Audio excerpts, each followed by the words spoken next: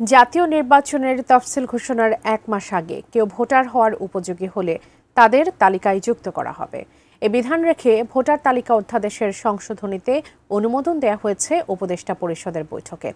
Foreign service একাডেমিতে এক সংবাদ সম্মেলনে এই তথ্য জানায় প্রধান উপদেষ্টার প্রেস উইং। বৃহস্পতিবার প্রধান উপদেষ্টা অধ্যাপক ডক্টর মোহাম্মদ ইউনূসের সভাপতিত্বে উপদেষ্টা পরিষদের বৈঠকের সিদ্ধান্ত জানাতে সংবাদ সম্মেলন ডাকে প্রধান উপদেষ্টার প্রেস উইং। আমরা আমাদের যে নিউজগুলো হয় আমরা সবগুলোই কিন্তু পাবলিশ করি।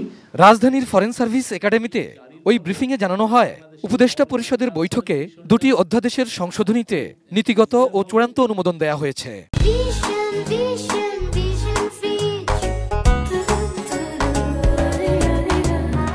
এছাড়া মানবদেহে অঙ্গ প্রত্যঙ্গ সংযোজন অধ্যাদেশের অনুমোদন দেওয়া হয়েছে।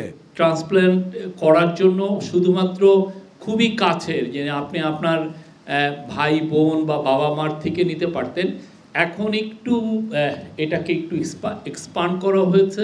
হসপিটালগুলোও এই সার্ভিসগুলো দিতে পারবেন খুব ইজিয়ার ওয়েতে। ভোটার তালিকা সংশোধন অধ্যাদেশ 2025-এর খসড়া নীতিগত ও চূড়ান্ত অনুমোদন পেয়েছে বলেও জানানো হয় সংবাদ সম্মেলনে। যখন নির্বাচনের শিডিউল ঘোষণা হবে তার অন্তত 1 মাস আগ পর্যন্ত যে সমস্ত ব্যক্তিরা 18 বছর বয়স হবেন, ভোটার হওয়ার জন্য এলিজেবল হবেন, তারা ভোটার তালিকায় অন্তর্ভুক্ত হওয়ার সুযোগ পাবেন। এদিকে গোপালগঞ্জে সহিংসত প্রাণহানির ঘটনায় 3 সদস্যের তদন্ত কমিটি গঠন করা হয়েছে, যার সভাপতির দায়িত্ব দেওয়া হয়েছে স্বরাষ্ট্র মন্ত্রণালয়ের সিনিয়র সচিব নাসিমুল গনিকে। তদন্ত করে 2 সপ্তাহের মধ্যে প্রতিবেদন জমা দেওয়ার নির্দেশও দেওয়া হয়েছে কমিটিকে। ল মিনিস্ট্রি এবং পাবলিক অ্যাডমিনিস্ট্রেশন মিনিস্ট্রি থেকে 2 জন অ্যাডিশনাল সেক্রেটারি থাকবেন। Thank you. Abul Kalam Azad, ATN news, Dhaka.